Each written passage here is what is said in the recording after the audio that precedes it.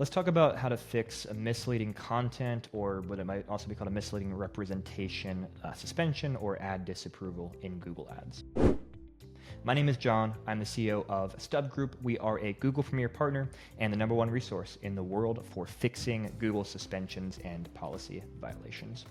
So misleading content or misleading representation, it used to be one of the bigger policies that Google had. Google then a couple years ago moved some of the aspects over to their unacceptable business practices policy instead. But basically, the idea is pretty simple. Google thinks that you are misleading people in some way. And so some examples of this could be if you are, let's say you're using celebrity names on your landing page or in your ads, and you're not actually affiliated with them, don't actually have permission to use their names. It could be something like saying you are a licensed provider when you are not a licensed provider. It could be using a business name in a way that causes confusion.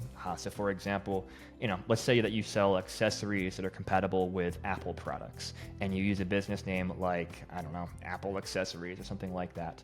And people are obviously going to assume that you are Apple themselves. There's opportunity for confusion, and so that would be interpreted as being misleading by Google.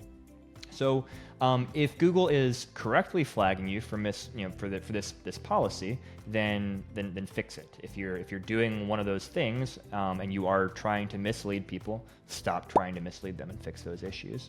But sometimes Google gets it wrong, and they think that you're doing something that's misleading that isn't actually intentionally misleading on your part.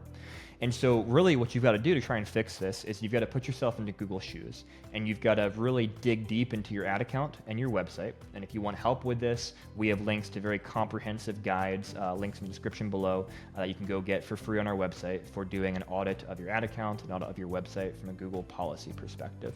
So do that, dig in deep, and try and not have the bias of you as the business owner or marketing manager knowing what you actually are saying and what the nuances of that is in your ads and on your landing page, but look at it from a third-party perspective.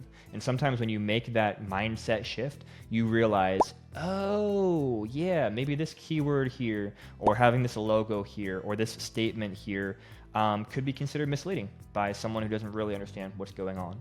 And then obviously when you find those things, clean them up, remove them, caveat them, so forth.